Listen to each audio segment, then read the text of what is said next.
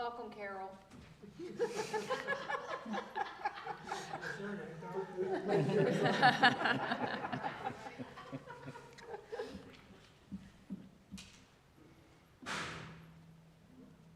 What's that?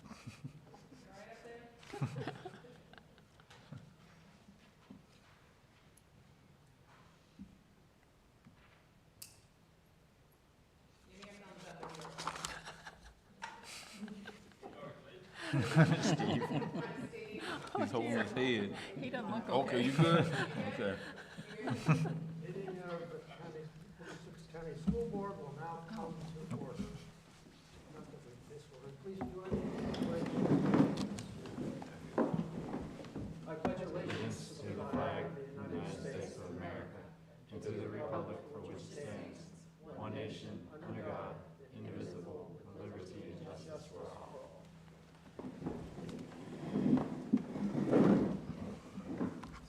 Are there any additions or corrections to the agenda?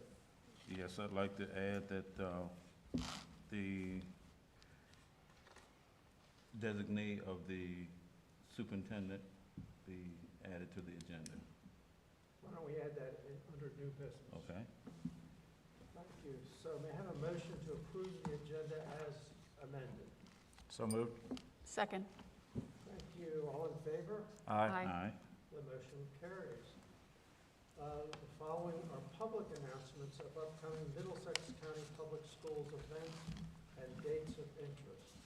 On the 11th of June is the Region 3 Superintendent's Retreat.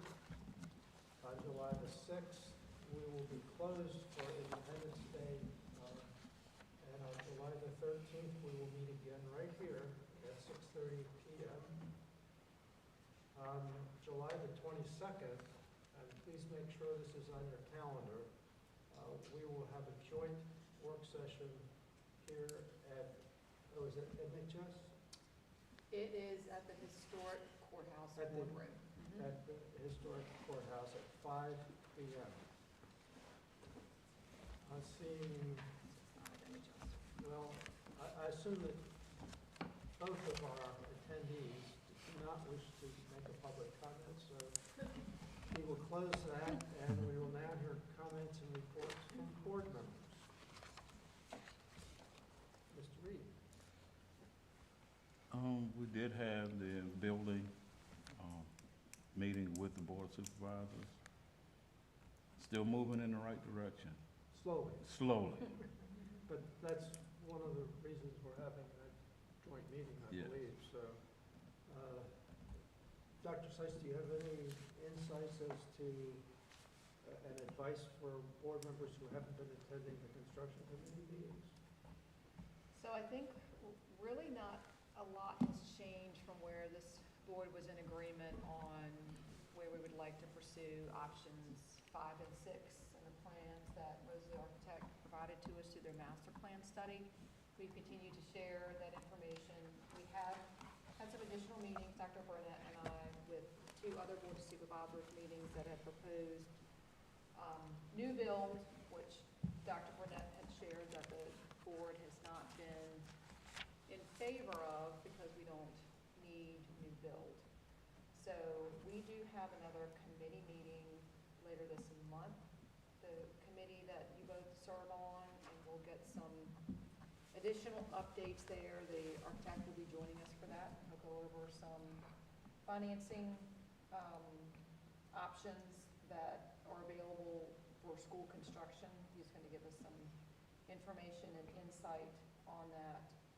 And then any other additional items, we're looking at some other architectural design, not 3D, not anything in depth, but what the building could look like with the renovation that we've proposed in addition to the new build, and how that could look like one larger, newer building with appearance that way. And we'll be prepared to share that when we have the joint work session next month. And I think my hope is that that will energize the supervisors into making a decision, because that's what we need. Okay, I have no further report. I I've known as well. I went to the regional special education meeting, and it was a pretty short meeting. Went over expenditures. They forecasted some space, what they thought space would look like in the next couple of years, and I grabbed the wrong agenda. So I have those numbers if anybody wants them. I can give those to you later. And then they also were talking about some new tech that they have acquired through a grant that they hope to have kind of a field trip to go and for us to see in August. So looking forward to that. And then also just I was able to attend some end of the year things, field days, swag awards, senior awards, and I just was so pleased to see. Of course, the kids are excited and the teachers are excited because it's the end of the year, but there was just a lot of joy and a lot of, you just were able to see the teachers interact with their kids. And our teachers love our kids, and so it was really nice to see, and I just want to tell the administration what a great job they did planning and executing those end of the year events. So, job well done. Thank you. So under action items, the first action item is the first reading of proposed policy revisions recommended through the Virginia School Board Association policy update process and reflecting some legislative actions as well. First, may I have a motion to approve the policy revisions on first reading? So move. Second. So then any discussion? We've just had about an hour and a half of discussion, but is there any further discussion, questions, comments? Then if there is no discussion, may we have a vote? All in favor of approving the first reading of these policy revisions, please say aye. Aye. Aye. Opposed? Motion carries. And a new policy on first reading, it's actually the second reading of policy IKEA, Middle School Mathematics Placement and Acceleration. May I have a motion to approve policy IKEA as presented? So moved. Second. Discussion? I think we talked about this last month, so since there is no discussion, all in favor, please say aye. Aye. Aye. Opposed? Motion carries. Our next action item is consideration of the Virginia Public School VPSA fiscal year 2027 reimbursement resolution. It's a mouthful. The chair will entertain a motion to approve the resolution. So move. Second. Discussion. Everybody understand that we're just kind of moving money around because it has to be spent before the end of the fiscal year, as I understand it. Is that right? So this one actually, so VDOE requires you to sign it each year in June so that you can begin the purchasing in July, and then the bond is issued the following May and paid back at that time. Yeah, so it requires a resolution before we can start spending. Okay, so that's what we are approving. That is what we're approving. We're saying, go spend the money. Like that. Okay, so all in favor of spending the money? Aye. Opposed? Motion carries. And next on the agenda is approval of the Virginia School Board Association Policy Service Agreement, which provides things like the writing up of the legislative policy changes and any other policy changes that we just went through. Is there a motion to approve the service agreement? So moved. Second. All in favor, say aye, please. Aye. Motion carries. And under information items, Dr. Seitz, the facilities use application update. Yes, and so I bring this to you because it falls under regulation. And so within your packet, you would have had an opportunity to review what those changes look like, but I do want to highlight them also.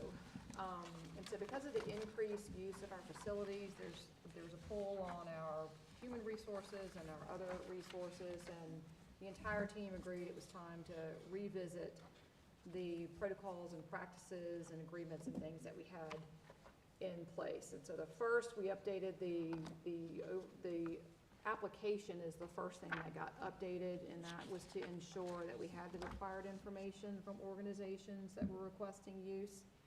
And then we've updated the fee schedule, which is the biggest change to all of this. And if you're looking at those pages, you'll see that there's 3 different categories of hourly fees.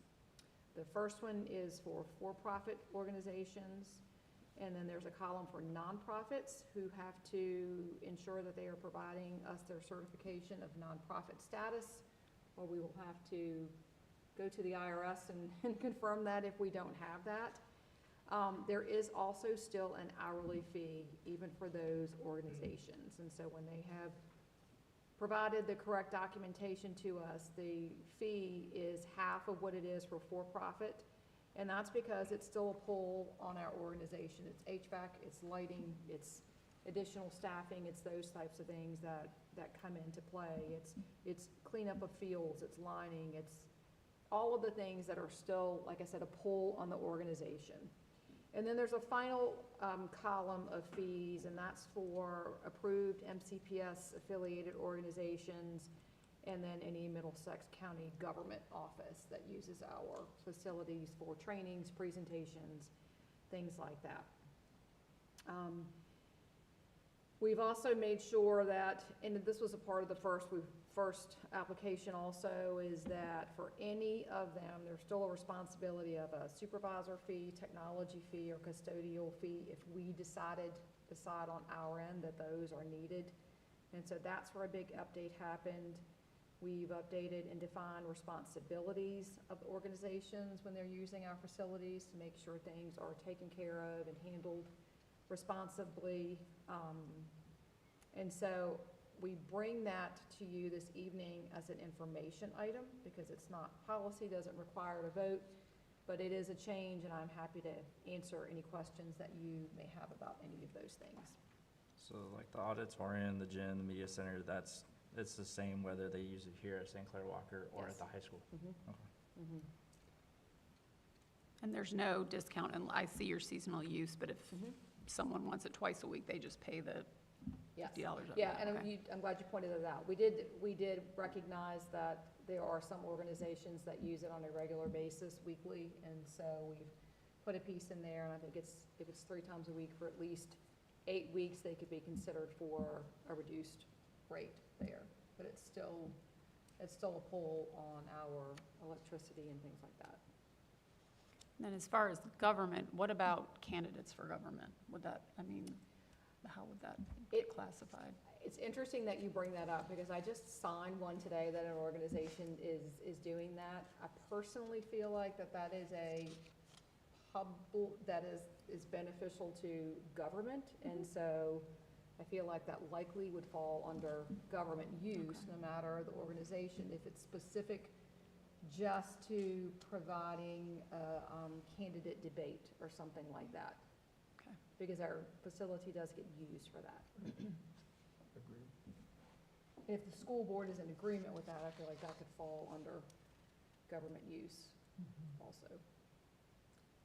Sounds reasonable. Any other questions? So this is simply an information item.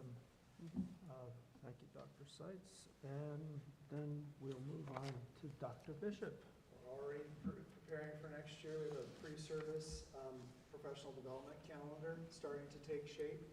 The first week is heavily focused on welcoming new staff and technology training and school-specific orientation, and there's also a heavy focus on mentor-mentee relationships and training the mentees or the mentors to help with the new teachers. The convocation is scheduled to be on August 8th, that Thursday, starting with a district-wide convocation, vendor fair, and then school-based meetings at the school. The second week is really a big shift towards instructional techniques, curriculum-specific training, and preparing our new teachers.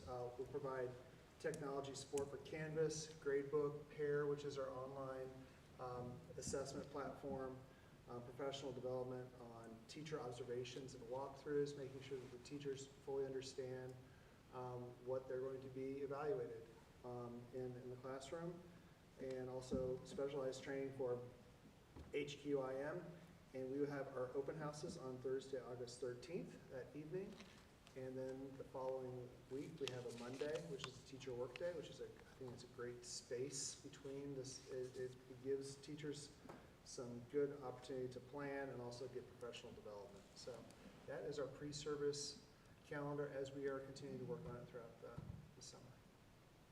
I think that mentor-mentee program is valuable. Do you ever get any feedback about that?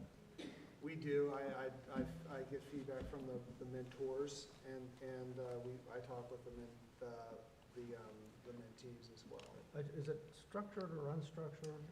There's part of it that's structured. We have lunch events. We have we use Hattie's book on visible learning, and then we also each month is a focus for the mentor-mentee. So it would be maybe classroom management in October, and each month is a different kind of a focus for those mentors and mentees. Excellent. Then we will now hear the superintendent's report. Yes, so a few things to wrap up this year. A little bit we've discussed, as you're aware, the Board of Supervisors did approve the county budget, and that includes the school budget. As you're also aware, the state has not approved their budget, and the clock is ticking away on that. We do continue to believe that there would not be a reduction in K-12 funding, but we certainly have to wait until that final number. It's not that we don't have a number. We have a number that the previous governor had for a budget. We're just waiting on the updates and finals for things on that. And so we will not bring any updates or changes to our school budget until we've got final numbers from the state, because we know there'll be some tweaking at that point. Anything additionally we receive from the state lowers the local obligation. And so we've already discussed that, and we'll hopefully be able to have that number to you in the next couple of months anyway. We have finished the year. While we will not, unfortunately, have new numbers for the school performance and support framework or any additional federal identification until the first week of October, we have been able to track at least SOL scores.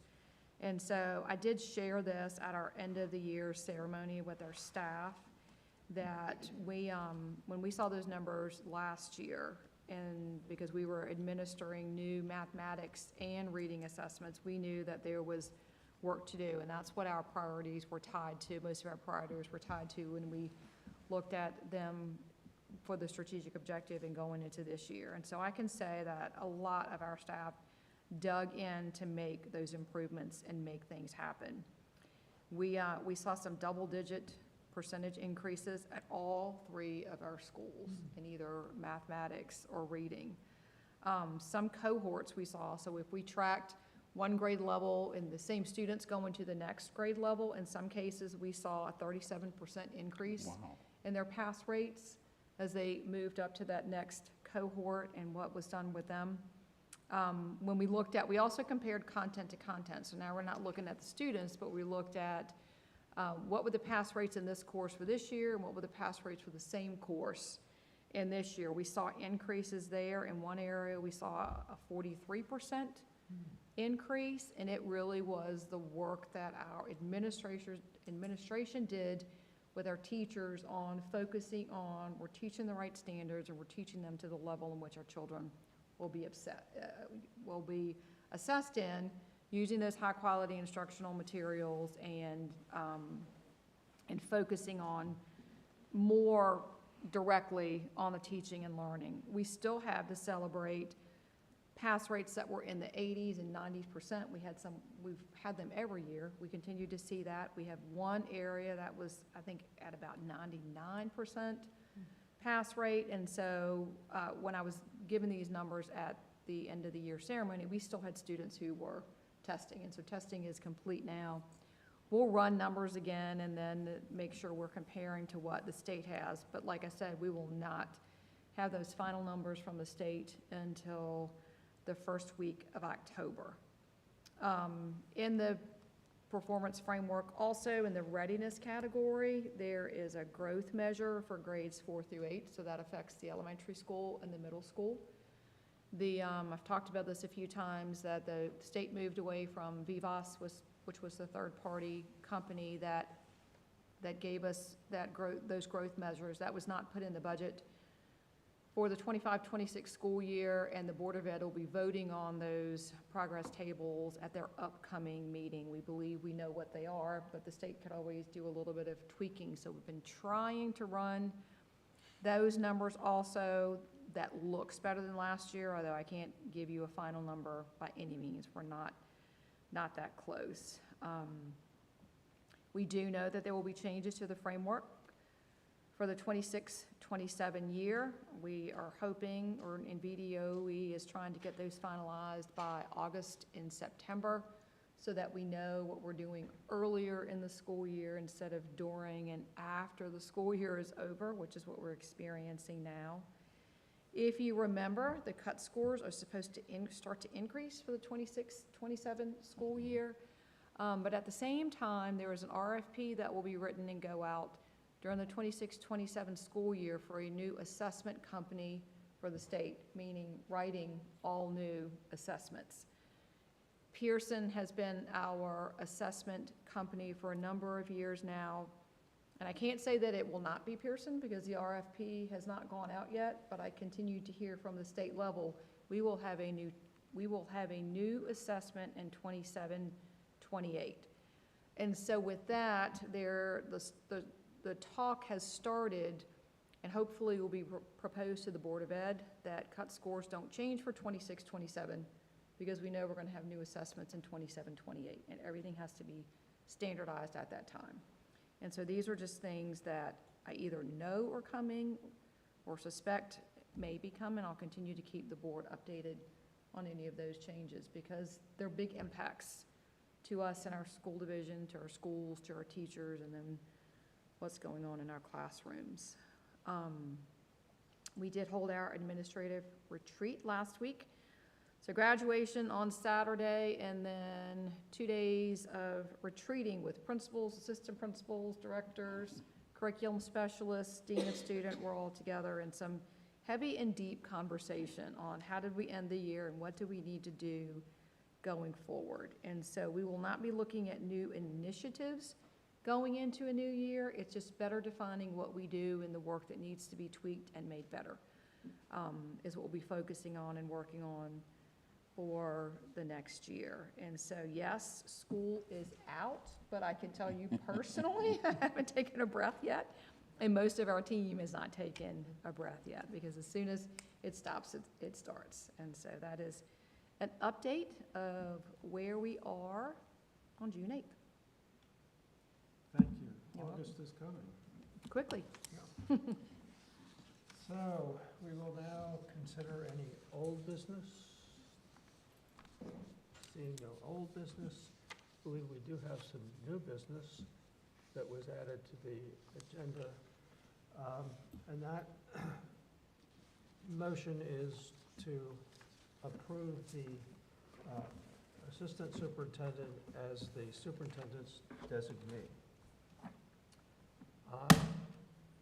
Is there any discussion? All in favor, say aye. Aye. Aye. Opposed?